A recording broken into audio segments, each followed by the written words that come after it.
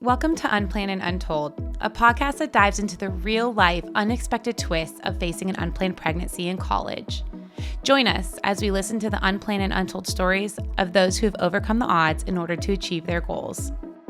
Welcome back to another episode of Unplanned and Untold. I'm your host, Caitlin Willing, and our guest today knows firsthand how critical it is to prioritize mental well-being when experiencing an unplanned pregnancy. Andi realized that seeking mental health support wasn't just helpful, it was essential.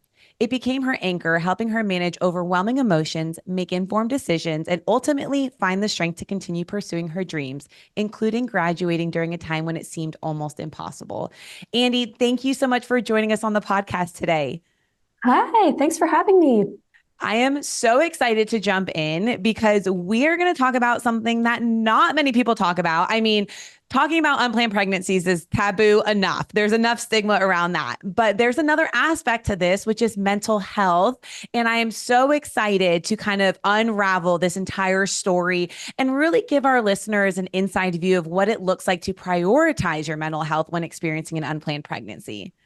Yes, I'm so excited to talk about it. It's something that's so important, and just having two things that are kind of hard to talk about Yes, just makes it important to talk about it absolutely. whenever you can. Buckle up, listeners. We're talking about all the things today. So take me back to when you started school at the University of Montevallo. Is it Montevallo? Yes, Okay. University of Montevallo. It's little teeny tiny liberal arts school just south of Birmingham. Okay. So I grew up in Auburn, so I wanted to have nothing to do with Auburn at first. So I Isn't that found funny? something that I thought I could get involved in, and so that's where I started out. But during COVID, I kind of realized that it was not really where I was meant to be. Okay. I needed to come back home. So Okay. I moved back to Auburn before I officially transferred to Auburn University. And I started Auburn University in the fall of 21. Okay. And something really unique about your story is your boyfriend at the time was in the Navy. Is that correct? Yes. So when I moved back to Auburn, or when I started at the university, he actually left for boot camp about a week or two after I started classes. And about maybe a month or so after I started, that's when I found out I was pregnant. While he was at boot Um, camp. while he was at boot camp. My gosh. Yes. So Yeah. I know there's a lot of restrictions when it comes to the military and contact and things like that. So number one, how did you process this by yourself? And number two, how did you share with him that you were pregnant with all the restrictions with the military? Right. Well, so I kind of had a feeling I was pregnant, but I didn't really think I was pregnant. So I just kind of did what I feel like this is most people. So I was like, I'm going to take a test and it's going to be negative, but let's just take it to be sure. Right. And it was positive instantly. Like there was, I like, looked at it and it was positive, and I was like, oh my goodness. Oh no. So I kind of, at that point, he had not even, so when they get to boot camp, they get one phone call right when they arrive. Okay. And we were just dating at the time. And so he like called his mom, and it's a scripted thing like, hey, I made it to boot camp. I'll contact you later. Okay. And so, other than that, we hadn't had a chance to talk to him yet. So, I took the test on a Wednesday, and that Saturday is when he had his first phone call home. Um, so I knew I wouldn't be able to go to a doctor to get it confirmed before Okay. then. So after talking to some friends, I ultimately decided that I probably shouldn't tell him yet, especially because this first phone call he had was going to be a speakerphone phone call with his mom and his brother, and I think his best friend was there too. So I was like, maybe not the best time for me to tell him I'm pregnant. I cannot even Um, imagine. yeah. Surprise to everyone on the group chat. Right. Hey, by the way. Oh my gosh. So you had to So wait. yes. So for him, he was able to do a phone call about every other Saturday. Okay. So I went to the doctor like sometime the next week, and they confirmed that I was pregnant. And I don't think we had the ultrasound to know how far along I was, but we confirmed I was pregnant. And so like the following like Tuesday. So another weekend went by. I was literally carrying groceries into my apartment. I looked down at my phone and I'm getting a call from a blocked number. And I'm not the person who answers those phone calls. I'm normally like, send a voicemail, don't need to answer it.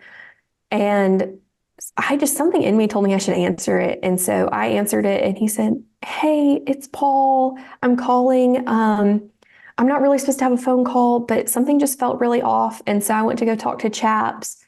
And he said, I'm going to leave the room for a few minutes. There may or may not be a phone on my desk." And so Chaps left and he called me. He was like, "I just feel like there's something off." He said, "I probably have 10 minutes to talk." And it had been about 5 minutes. I mean, it was very surface level. And I was just like the whole time debating if I should tell him or not. And then I just blurted it out. I was like, "I'm pregnant."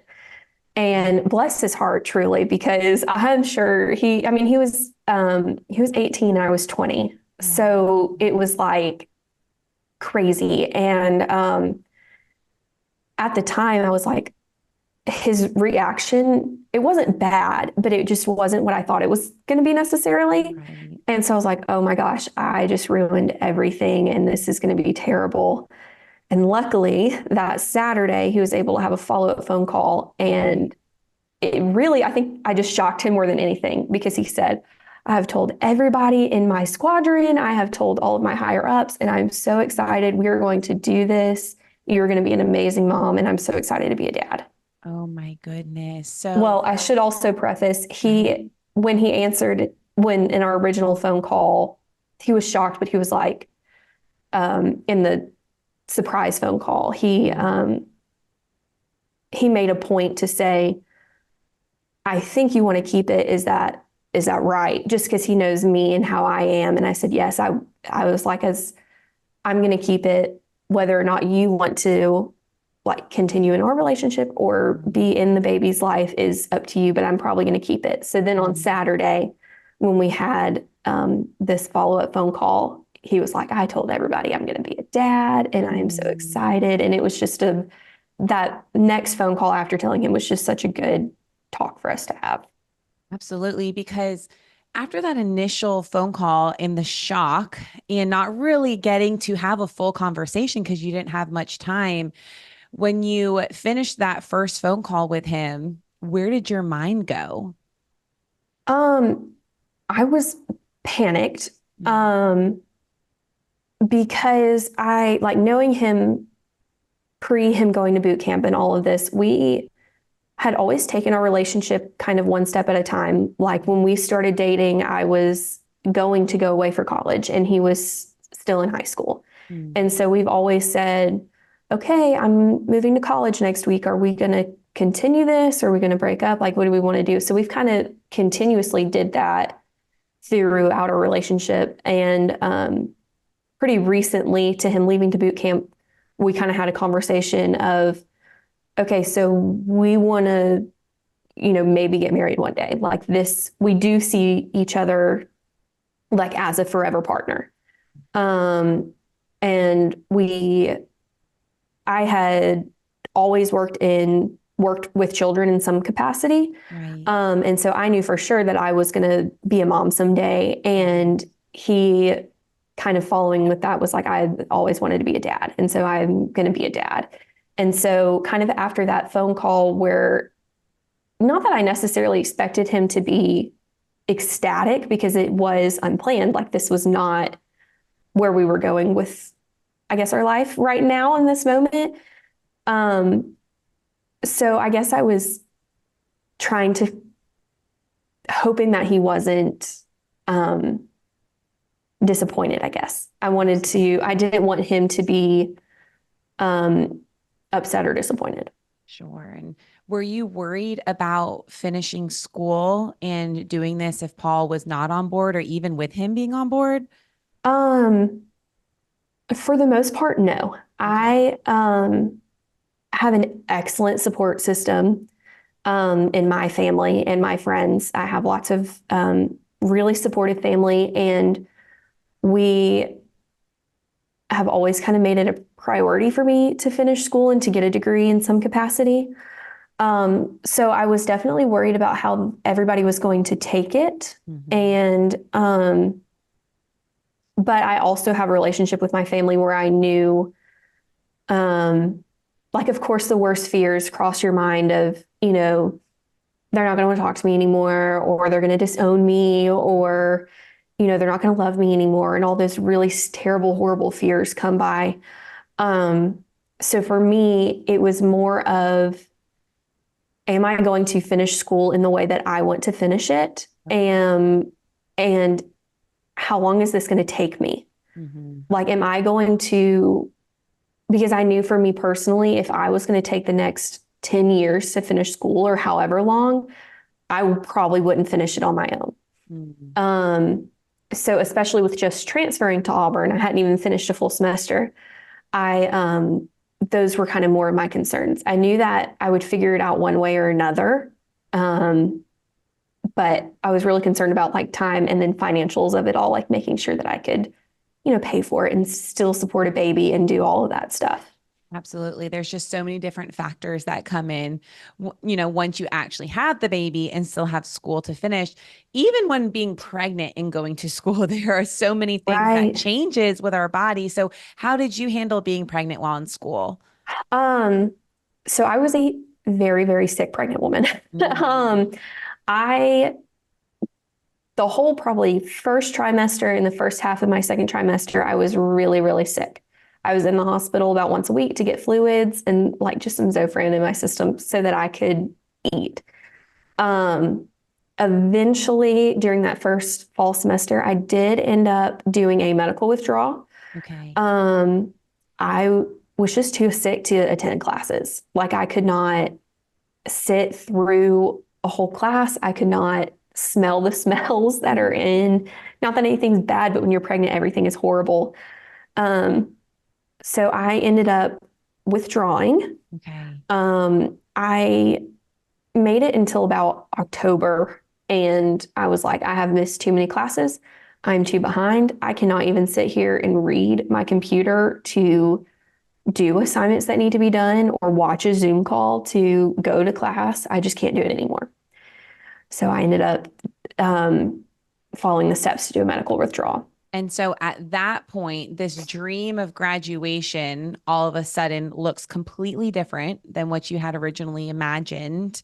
And you need to cope with it. There are so many things that we have to cope with when we have an unplanned pregnancy because life no longer looks how we thought it was going to.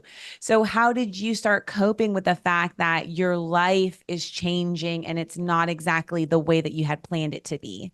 Right. So when I did this medical withdrawal, um, there were still very few people who knew. I had one close friend who was kind of doing this. I was doing elementary education, who was doing this program with me. And she knew because I kept leaving class. And I think I might have told my mom, and then I told Paul, and then my husband, and then I told his parents. And I think, and then my like best friend. And so I think that was probably the extent. So when I kind of made the decision that I have to do this medical withdrawal, I sobbed. It was like 10 o'clock at night. I was emailing or submitting the last paperwork that I needed to submit to go through with the withdrawal. I was terrified of how the rest of my family was going to react, how the rest of my friends were going to react. Um, and I just sobbed. I had a complete breakdown. Um, so I kind of made the decision in that moment that I, my boyfriend's away and I have to have somebody to talk to. Mm. So I literally Googled like that night at like 1 a.m., like therapists in the Auburn area who Yeah. take whatever insurance I had. Right.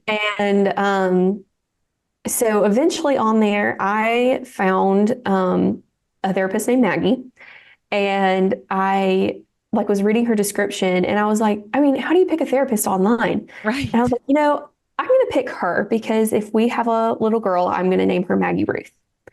And so that's how I found Maggie, and I've now been seeing Maggie on and off ever since. So about almost 3 years now. Wow. So, how did counseling help you process through all these emotions? I mean, you kept this news pretty close knit to your heart with only your immediate family and one friend and the father of the baby knowing. So, it had to be a huge relief to allow somebody else to come in and walk through this with you emotionally. Right. So I like messaged her on the therapist website or whatever that night, and she called me the next day, and I think I saw like her caller ID, and I answered the phone, and I started telling her. She was like, "So what are, making sure that we kind of align and that she can help me. They like ask you questions." And I think she asked me one question, and I just started sobbing and probably throwing up at the same time, Oh. like on the phone with her. And she was like, "Okay, so I can see you tomorrow. I have a 2 hour block that I can see you, and it seems like we really need to talk." And I was like, "Yeah, I really think so." And so something else that's kind of important to this is I had been to other therapists previously. Okay. I had seen two or three others, not consistently, like maybe two or three sessions. I have pretty much always struggled with anxiety. Hmm. And so part of that is I had never like taken anything for it, but I was pretty um, like wanted to make sure that I was taking care of it the best I could. So I had started seeing a therapist when I either my senior year of high school or like when I left for college, somewhere around in there. And those therapists I had never, like, they gave me the tools, Hmm. but they never really sat down and talked to me. So I Interesting. never, there's a big difference in, it's like when like when you're in school and you have professors, there's a difference between a professor who says, "Here, read these pages in the textbook," and a professor who says, "Here's the pages and here's what you need to know from them, and this is how you learn from it." Right. So, with Maggie, really our first session was nothing but like, I say trauma dumping, but I guess it kind of was trauma dumping about like just everything that had on in my life, even prior to me finding out I was pregnant up Right. until then. Um, and that was pretty much our entire first session. And it was really just us like creating this bond of like, "I'm here for you and I can talk to Mhm. you and we can do this." And then kind of sequential sessions afterwards were kind of a combination of both of like having this bond, but then also, "Okay, you have these tools and here's how you use them. Like, this is how we make this better. This is how you cope with all of this." Wow. And that is extremely important because, to be honest, not many people talk about mental health, and especially the traumatic, experience of having an unplanned pregnancy. It is traumatic. Everything about your life changes. And statistically, we know that unplanned pregnancies can cause an increased risk of depression, of anxiety, higher levels of stress. It impacts current relationships. And also there are like long-term consequences after birth. There are issues just kind of keep compounding off each other. And I think that is something really unique to this podcast that I have found. Or there are women who have navigated through, mental health during their pregnancy or shortly after. And then there are other women I have interviewed that wait. And after our interviews, they're super emotional because we have just ripped a band-aid off a wound that they have never addressed before this. Yeah, no, it's all of it's hard to talk about. Like, whether or not you have a support system or not, like it is a hard thing to go through, and having a way to cope with it and navigate all of the feelings, all of the things that come with it is so important to make sure you like not just survive it, but like really thrive through like such a hard like period in your life. Absolutely. I so wish there wasn't as big of a stigma as it was back then. It's gotten better over the years, but there was still such a huge stigma about seeing counselors or therapists that when I found out I was pregnant, that needed to be the first place I went, and it wasn't, because I was worried. I was worried about sitting down and talking to some stranger about my problems, but I really could have used those coping mechanisms and those skills that are taught in those sessions.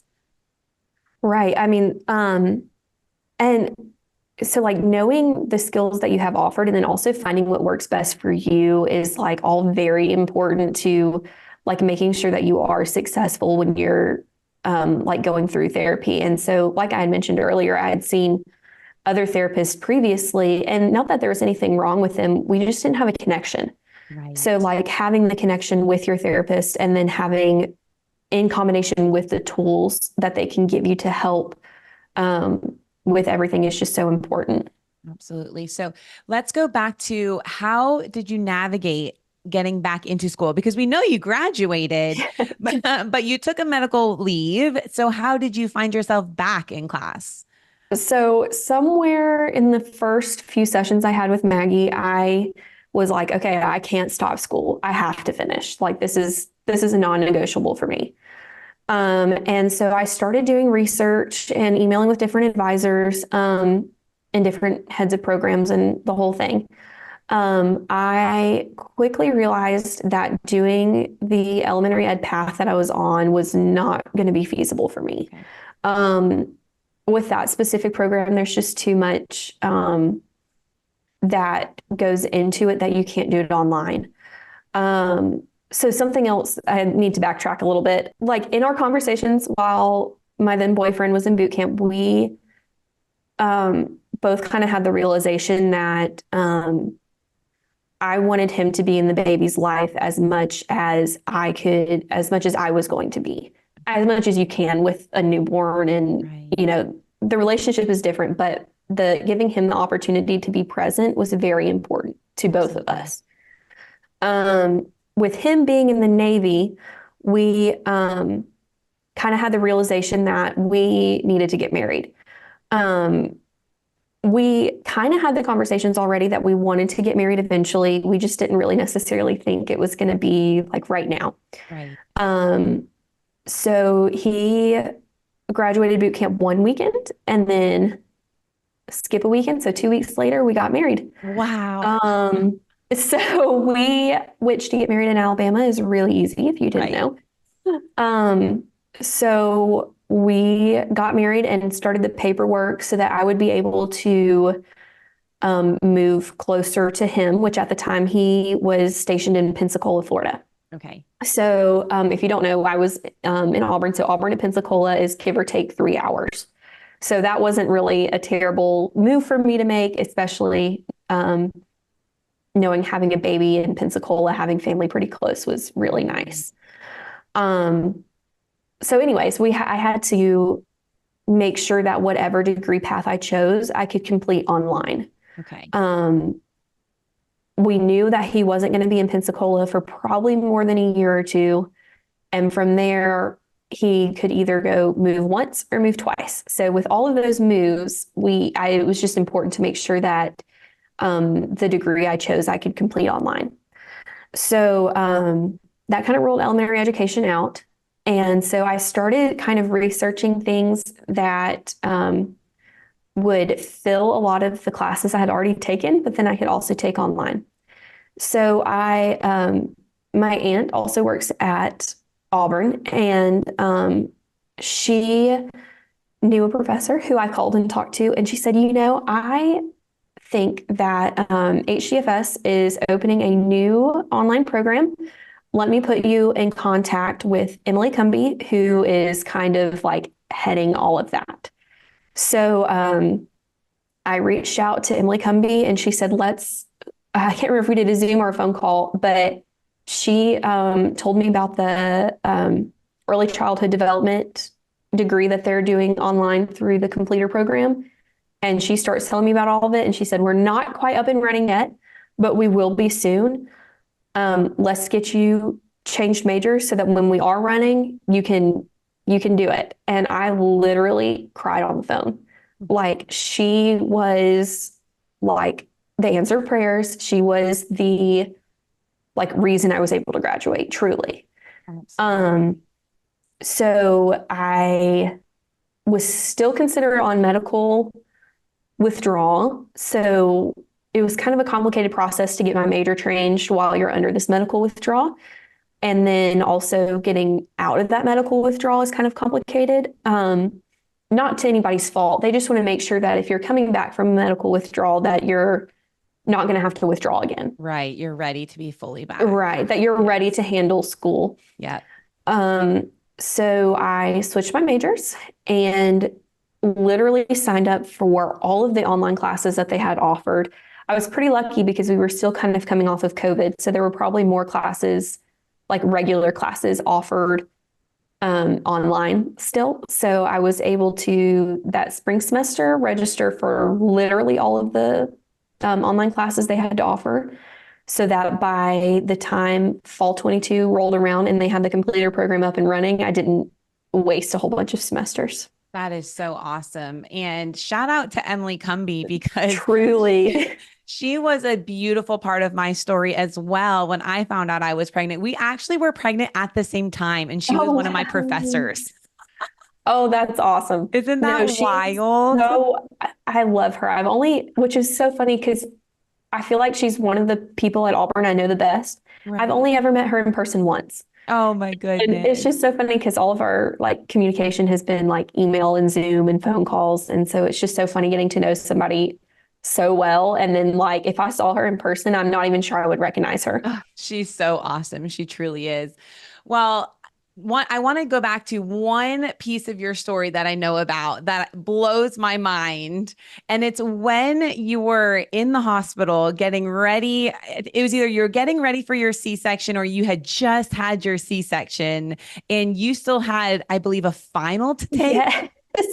So I was upfront with all of my professors in the beginning of the semester, like, my due date is May 8th, but I have a really complicated pregnancy. More than likely, I'm going to deliver early, and that will be right at the end of the semester. So I don't remember my professor's circumstances. It wasn't like her fault. I don't want to blame her for it at all, but I ended up having to do a schedule. Well, it's kind of complicated, but I had a scheduled C-section for May 2nd, and my which was the Monday of finals week that year was May 2nd. And so as soon as we realized I was going to have this C-section, I literally like left the hospital and went home and emailed all my professors and was like, hi, I really need to take my finals during dead week because I'm having a baby. And so something happened with this professor where she was out of the office. She had extenuating circumstances also. Sure. And I never heard back from her. My water broke on Saturday, April 30th. We went to the hospital and, they're like, I can't believe your water didn't break. You're fine, whatever, you're early. And I'm like, no, my water broke. Hospital that night.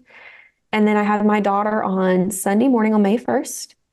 And that night, or either Monday morning maybe, is when all of the finals opened up. And I had never heard back from her, but the final was open and I knew I had to take it. So I was literally like I had a not great C-section. So I was getting some blood and taking my final, sitting in the hospital. Oh my gosh. And I passed the class. You passed.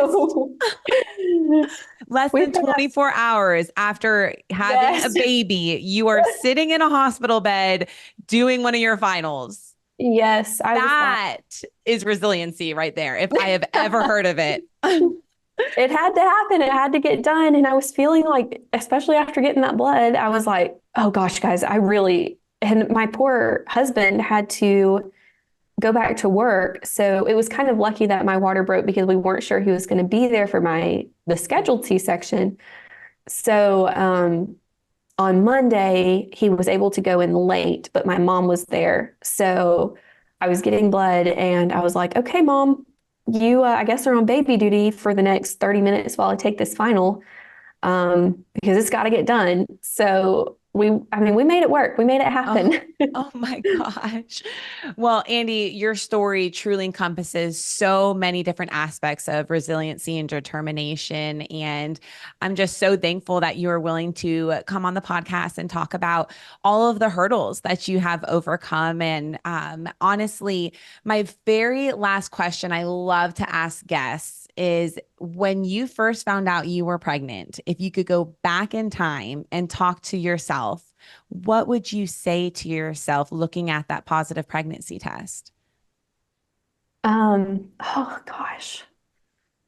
I would probably just say like it all works out. It's okay. Like you will graduate, you will have a beautiful daughter, you will have an amazing husband, and you will have so many life experiences that you wouldn't have had if you weren't pregnant. And so just be thankful for it. And then the other thing I would say is even though you are very, very sick, it is worth it at the end. That is such beautiful advice. Well, thank you so much, Andi. And to all of our listeners, we hope to have you back on our next episode of Unplanned and Untold. Bye-bye. We hope you enjoyed that episode, as we are committed to bringing you the real, raw stories of those who have defied the odds and achieved their goals. But we're not stopping there. We are dedicated to improving our podcast quality so that we can reach an even wider audience. If you believe in the power of these untold narratives, consider donating or sponsoring this podcast by visiting unplannedanduntold.com.